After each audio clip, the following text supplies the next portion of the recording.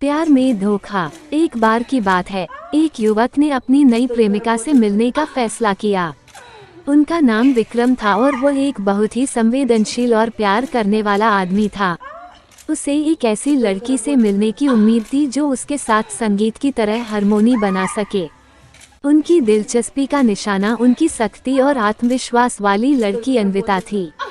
अन्विता सुंदर, स्वाभाविक और आकर्षक थी और उसकी प्रेम भरी बातचीत विक्रम के मन को पूरी तरह से मोह लेने के लिए काफी थी।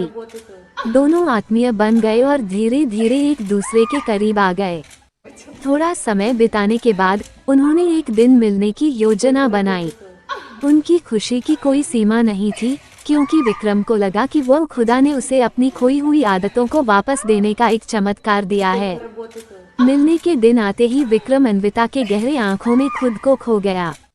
वे एक बहुत ही आदर्श और प्रेम भरी महसूस करने वाले संवाद के साथ वक्त बिता रहे थे। अन्विता ने अपनी पूरी कठिनाइयों के बारे में खुलकर बातें की और विक्रम ने उसे विश्वास दिया कि वह हमेशा उसका साथ देगा। साथ ही दूसरी बातों के बीच विक्रम ने खुद को उठा लिया और अन्विता के प्रति आकर्षित महसूस करने लगा। अन्विता भी उसे ऐसा ही व्यक्ति पाने की ख्वाहिश रख रही थी। कुछ समय बाद एक दिन विक्रम ने एक असामान्य संदेश प्राप्त किया जिसमें लिखा था, मुझे खेद है, लेकिन मैं आपको बताना चाहता हूं कि मैं आपसे सिर्फ एक सेक्स पार्टनर की उम्मीद नहीं रखता था। मुझे यकीन है कि आप मेरी यह बात समझ सकेंगी और हमारी दोस्ती को बरकरार रखेंगी। विक्रम को इस संदेश से अस्थायी रूप से नष्टि महसूस हुई। वह तबाह हो गया था और उसे अपनी विश्वासघात की भावना से लड़ना पड़ा।